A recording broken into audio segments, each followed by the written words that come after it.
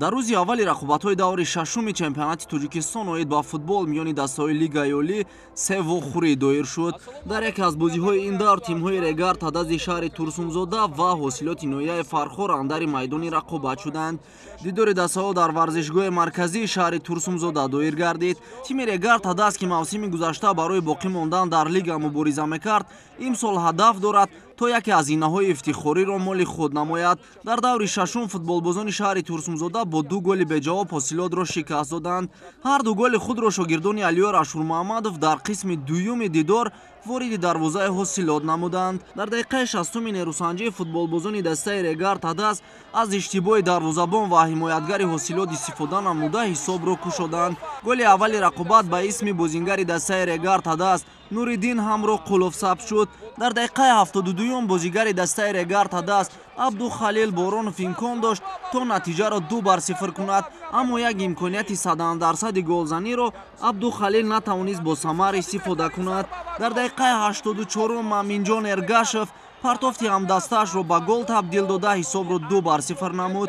Бо ҳамин рақобати дастаҳои Регар Тадаз ва ҳосилот дар доираи бозиҳои даври шашуми чемпионати Тоҷикистон оид ба футбол миёни дастаҳои Лигаи Олӣ бо ҳисоби 2-0 ба анҷом расид. Ин пирӯзӣ барои дастаи Регар Тадази шаҳри Турсунзода дар мавсими ҷории Лигаи Олӣ дуюмин ба ҳисоб меравад. Дастаи ҳосилоти Ноияи Фархор бошад ба шикасти дуюми худ мувоҷеҳ шуд.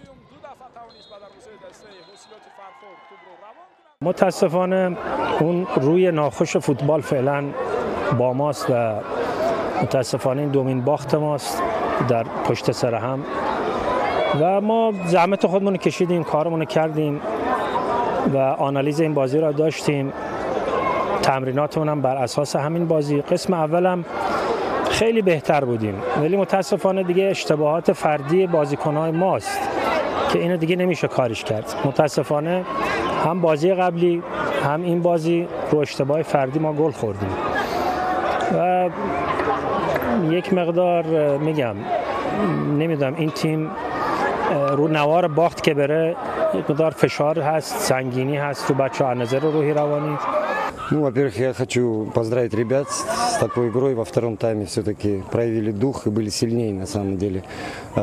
И хочу поблагодарить болельщиков, которые подгоняли нашу команду. А в целом по игре хочу сказать, что соперник немножко, видно было, во втором тайме подустал. И мы знали, что соперник очень много играет средними длинными передачами, поэтому мы к этому готовились и сыграли в эту игру. дар бозии дигари даври шашуми чемпионати Тоҷикистон оид ба футбол миёни дастаҳои Лигаи Олӣ дастаҳои Эсхатаи шаҳри Хуҷанд ва Равшани шаҳри Кӯлоб дидор анҷом доданд. Дидори дастаҳо дар варзишгоҳи Спартаки шаҳри Хуҷанд бисёр тезу тун ва ҷолибу диданӣ сурат гирифта бо ҳисоби 1-1 хотима ёфт. дар дидори мазкур аввалин шуда меҳмонон ба задани гол даст ёфтанд. Аниқтараш дар дақиқаи 87-ум футболбози дастаи Равшани шаҳри Кӯлоб Ҷозеф Акоманди бо голи зебои худ ҳисобро кушод ва дастаашро ба пеш баровард.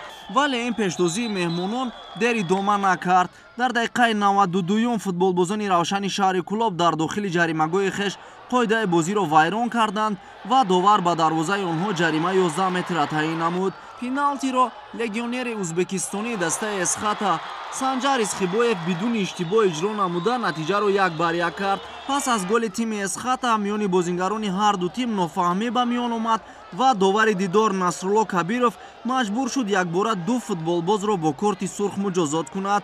аз ҳайати дастаи Эсхата муаллифи гол Санҷар Исхибоев ва аз ҳайати дастаи Равшани шаҳри Кӯлоб Фатҳулло Олимзода бо баргаи сурх муҷозот шуданд. бо ҳамин натиҷа 1-1 дидори дастаҳои Эсхатаи шаҳри Хуҷанд ва Равшани шаҳри Кӯлоб ба анҷом расид.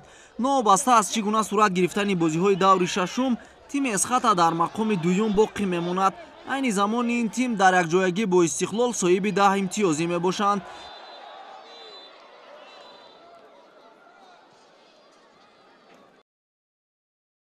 дар рақобати дигари даври мазкур тими Куктоши Ноияи Рӯдакӣ бо ҳисоби калони 4-1 Хатлони шаҳри Бохтаро шикаст дод.